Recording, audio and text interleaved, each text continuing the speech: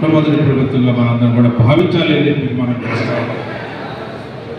ఎందుకంటే గతంలో ఆఖరికి 5 రూపాయలు పెట్టి అన్న క్యాంటీన్ కూడా తీసేసినటువంటి అధమ ప్రభుత్వం, దుర్మార్గ ప్రభుత్వాన్ని చూసాం.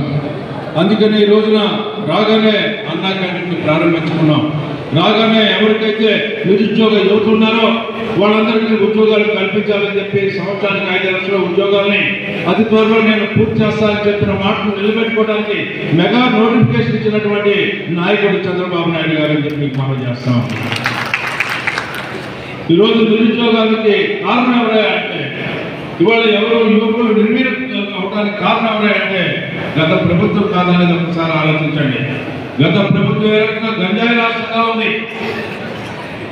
ఈ రోజున ఎక్కడ కూడా గంజాయి లేకుండా చేయాలనేదే మన దృక్పథం అని చెప్పి మనం చేస్తా ఉన్నాం. భారతదేశంలో ఎక్కడ గంజాయి దొరికినా కూడా ఆంధ్ర రాష్ట్రం నుంచి సరఫరా అవుతుందని చెప్పుకునే పరిస్థితి నుంచి ఇవాళ ఆంధ్ర రాష్ట్రాన్ని, యువకుల్ని రక్షించాలి, యువరత్నాన్ని ఈ సమాజానికి అందించాలనే ధ్యేయంతో ఎన్నో కట్టుదిట్టమైనటువంటి నిర్ణయాలు తీసుకోవడమే కాకుండా వాటిని అమలుపరిచే దాంట్లో ఉక్కు పదాన్ని మోపినటువంటి నాయకుడు చంద్రబాబు నాయుడు గారు అని చెప్పి మనం చేస్తా ఉన్నాం. వాళ్ళ శాంతి భద్రతను కాపాడే విషయంలో, యువకులను రక్షించే విషయంలో యువరత్నాన్ని ఈ సమాజానికి వాడుకోవాలి.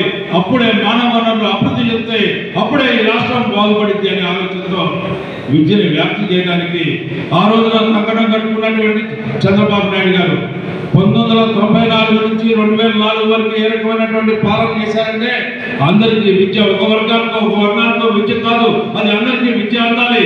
కింద స్థాయి నుంచి, ప్రాథమిక స్థాయి నుంచి ఉన్నత స్థాయి వరకు కూడా అందరూ కూడా విద్య అందుకోవాలని చెప్పి ఆ రోజునే ప్రణాళిక నాంది పలికినటువంటి నాయకుడు మన నాయకుడు చంద్రబాబు నాయుడు గారి చెప్పి బాగా చేస్తా ఉన్నారు.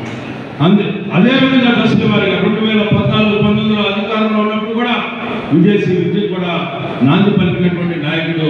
ఒక వర్గం వారు కాదు, ఆఖరికి ఎవరైతే అట్టడుగున్న పేద ప్రజానికమైనటువంటి అలాంటి వర్గాల్లో కూడా విదేశాలకు వెళ్ళి చదువుకోవడానికి అవకాశం కల్పించి అంబేద్కర్ దానికి నామకరణం చేస్తే, అంబేద్కర్ పేరు నామకరణం చేస్తే ఈ ప్రభుత్వం ఏ రకంగా జగన్మోహన్ రెడ్డి గారు ఆ అంబేద్కర్ గారి యొక్క పేరును కూడా తీసేసి ఈయన స్టాన్ఫోర్డ్లో చదువుతున్నట్టు ఈయన పేరును పెట్టుకొని దాన్ని నాశనం చేసినటువంటి పరిస్థితి కూడా మనం ఎవరైతే విద్యార్థులు ఉన్నారో గమనించాలి అని చెప్పి మనం చేస్తా ఉన్నాం.